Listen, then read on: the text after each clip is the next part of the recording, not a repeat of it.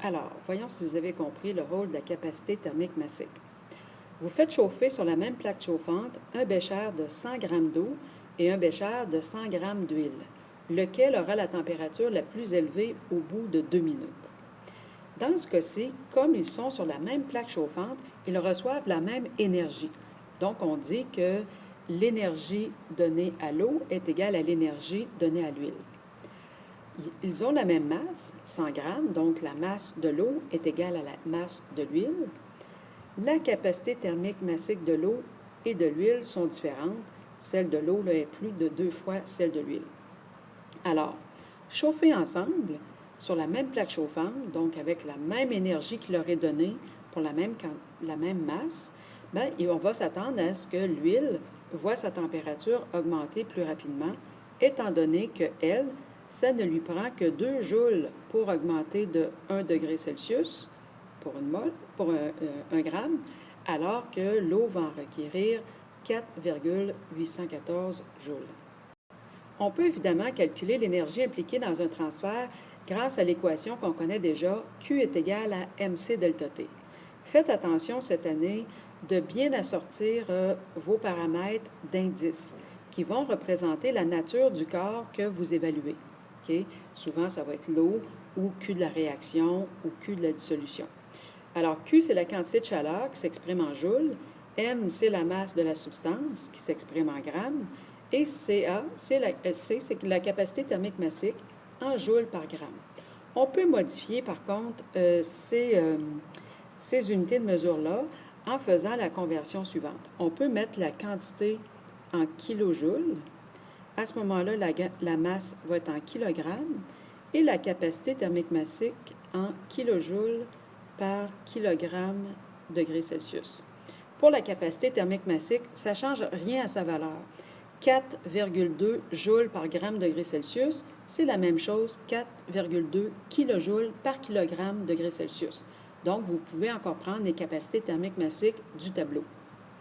La convention des signes maintenant. Lorsque le résultat obtenu après le calcul de Q est positif, ça signifie que la substance a absorbé de l'énergie. Au contraire, si vous obtenez un résultat négatif, ça signifie que la substance a dégagé cette énergie.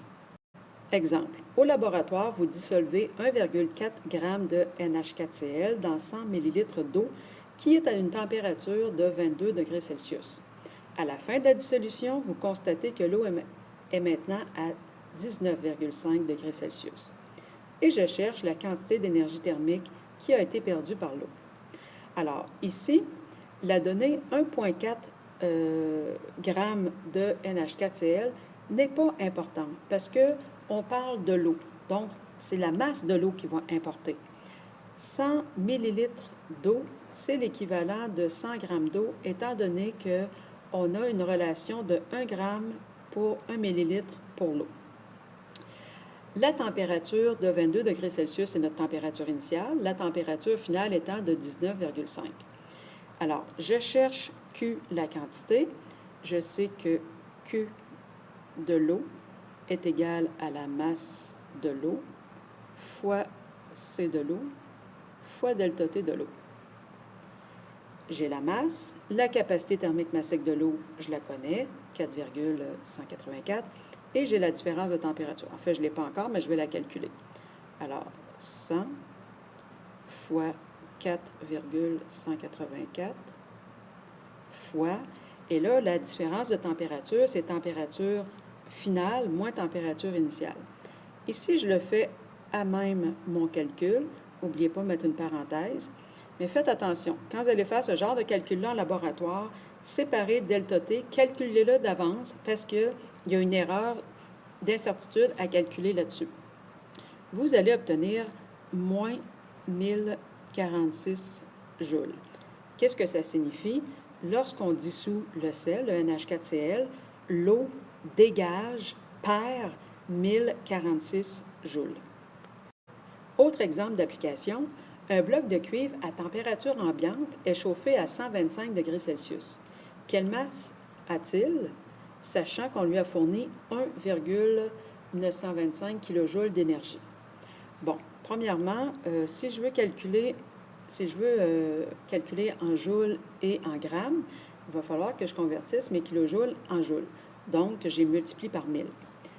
Mon bloc est initialement à température ambiante. Il est donc à 25 degrés Celsius. Ma température initiale, 25. Température finale, 125. Je cherche la masse du cuivre et j'ai l'énergie dégagée par le cuivre. Ce qui me manque comme valeur, c'est la capacité thermique massique du cuivre. Dans le tableau qu'on a vu précédemment, on voit que la capacité thermique massique du cuivre est de 0,385. Alors, on s'en va avec ça. Q du cuivre est égal à masse du cuivre fois C du cuivre fois delta T du cuivre.